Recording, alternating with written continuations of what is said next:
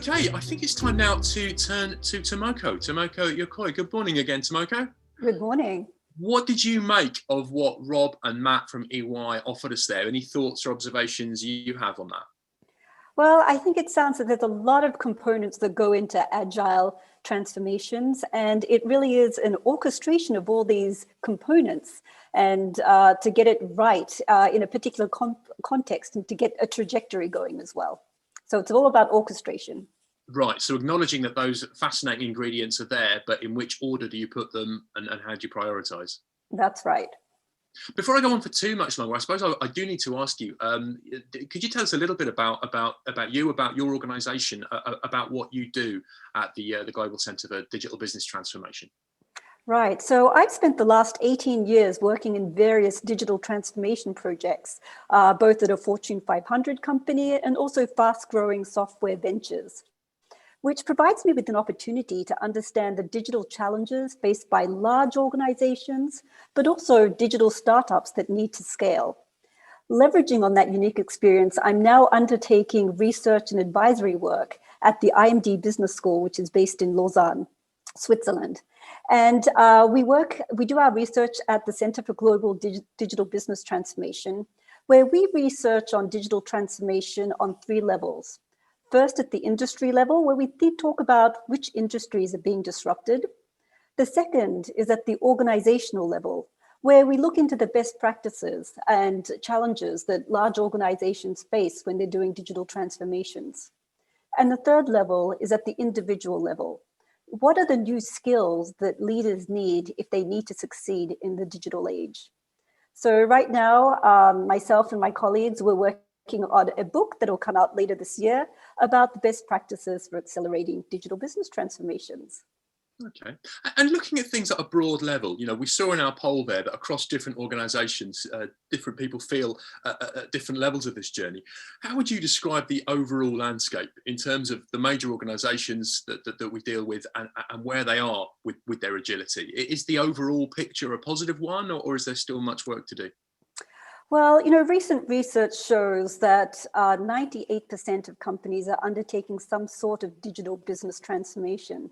Now, when we talk about digital business transformation, we also hear the words being used, the words like agility being used, sometimes interchangeably, oftentimes hand in hand. So if we were going to unpack agile implementation and digital business transformation, they're sort of, uneasy, but also necessary stepbrothers or stepsisters. We do know that a lot of companies who have transformed successfully have used agile methods to do so. But at the same time, from a research perspective, in terms of large-scale agile implementation, we actually don't have a lot of empirical or academic research on it. So we cannot really determine, is large-scale agile implementation, does it lead to fantastic or good digital transformation? There has been one literature review that talks about success factors for large-scale agile transformations.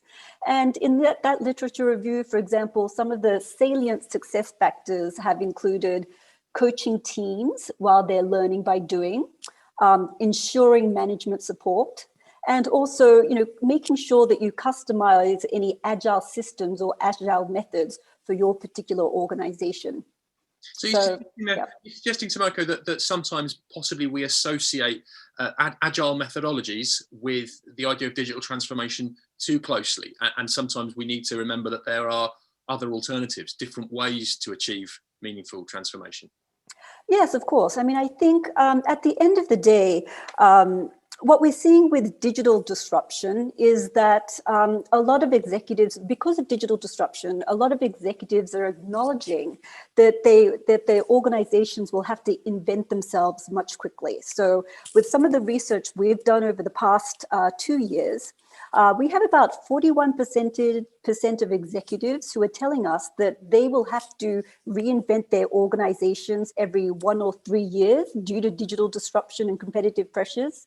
And there are some executives who work in industries that are being highly disrupted, such as media, entertainment, technology, or finance, who are prepared to reinvent themselves every year. Now, so that's a lot of transformation that needs to happen. And when we talk about digital transformation, it requires speed and adaptability to respond. And so in that respect, a lot of these companies are moving are implementing agile methods to support this focus on short improvement cycles and experimentation. So this research that I've cited, the fact that 2 out of 3 successful digital transformations have leveraged agile management methods, sort of reinforces, I think, what companies are actually doing out there right now. Sure. You mentioned different sectors there, the fact that different industries have got different approaches and different trends on this. Does that mean that a lot of transformation, a lot of the move towards the need for greater agility is driven by challenges, is driven by shocks, is driven by external forces that are forcing this transformation? Or is it that organizations and leaders are deciding that agility in itself is a good thing, transformation is a positive thing? How much of this is being driven, and how much of it is being sort of driven more internally? Right. So I know that you're offering one of the books from the center, the one called Digital Vortex, which we wrote back in 2015. So back about 5 years ago, there was a lot of books about digital transformation, and they were more sort of telling people that this is coming. It's actually happening right now, but it's coming. And so at that particular moment, I think it was companies who were forward-looking, who realized that digital disruption was going to impact their organizations directly. I think they were the first movers to get on board. Mm-hmm. Now, what's happening is that a lot of companies have now gone ahead and done their digital transformations, but they're actually in that fog of war where they're trying to find out, well, how can they actually do it successfully? And some research that we have recently, we looked at all the statistics of digital transformation success. And the reality is that only about 80% of them, most 80% of them fail or don't reach their objectives in some form or another.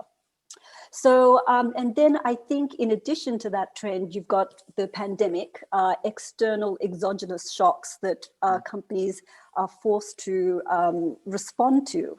And so now I think in addition to the fog of war of what type of digital what type of methods, how can we transform successfully is one conversation that it's been having. But I think what's going to happen in the future, I think in the next coming years, and also what we're starting to research now, is how can you actually make your digital transformation so that your organization can become more resilient? Now, resilient is a huge buzzword these days. You look it up and it's all about digital resiliency.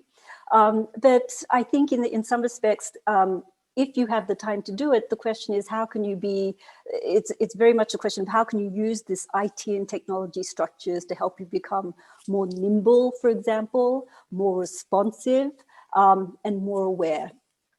At the end goal, for companies to be resilient, or for companies to be what they might call digitally business agile, is something what we call digital business agility.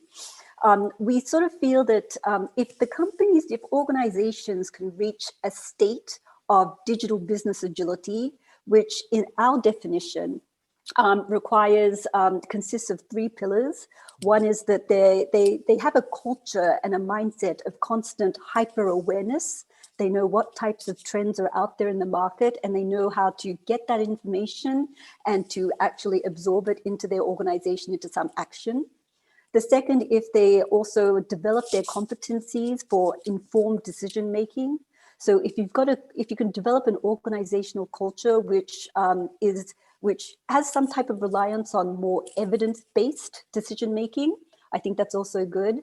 And the third, of course, pillar or competency is fast execution. So if companies can develop an organizational culture and some type of operating culture which has hyper-awareness, informed decision-making, and fast execution, I think that's the state that organizations should seek out. And then there are ways to get there to make your organization get to that state. That sounds really helpful, those 3 ingredients: being aware of what's going on, being equipped to deal with it, and then being able to do so with sufficient speed. That does sound useful. Yeah. I've got a couple of questions I still have in mind for Tomoko, but don't forget, other people, if you do want to put any questions to Tomoko, do feel free to go to that chat area and tap in anything you've got on your mind or anything you'd like to know more from Tomoko. I do have something I'd like to ask you about though, Tomoko. When we've chatted to some larger organisations in sectors such as finance at previous DLF events, quite often they speak of being a large organisation that finds it has its challenges in terms of transformation. So they end up collaborating with smaller organisations, perhaps with startups. They try and learn some sort of startup mentality through collaboration with smaller organisations. Do you have any insight into that, and whether or not that could be a successful thing for people to consider? Right. So, one of the reasons why large organizations try to collaborate with startups is for open innovation. But if we go back into the reason in terms of digital business agility, it is one way to develop the competency of hyper awareness that I talked about earlier. So startups can, if the collaboration with startups can go well, large organizations can learn about emerging trends and help them become more innovative. But what we do know about the collaboration between startups and large organizations is that the relationship is very tenuous. I think half of companies and startups that have been surveyed either rate or evaluate their relationship with each other as being dissatisfied or somewhat dissatisfied. So either way, no parties are actually very happy. So the question very much is in terms of, well, then how can we improve that collaborative atmosphere? Our research has shown that there are maybe three things you can think about. The first one is, how can you incentivize collaboration within your organization to work better with startups? Sometimes even just even the senior management, letting people know that working with smart startups or non-traditional partners is good, and that they can do so by demonstrating that they're at the meetings and really seeing the value of working with the startup. The second sort of best practice is to really set up systems for facilitating the knowledge sharing and communication. Because a lot of the times, there is always a gatekeeper at a large organization who is responsible for the relationship with the startup. But many times that information is not shared across the broader organization. And I think I think the third one, of course, is just having regular and continuous communication channels between the startups and to the relevant people within the organization is another thing I would recommend. So you're saying it can be a valuable way to take on new ideas, to increase your capabilities, but it shouldn't be seen as a fix-all. You're still going to have to take that relationship seriously and deal with it in the correct way. For sure. And, working with startups, for example, is only one out of many open innovation tactics.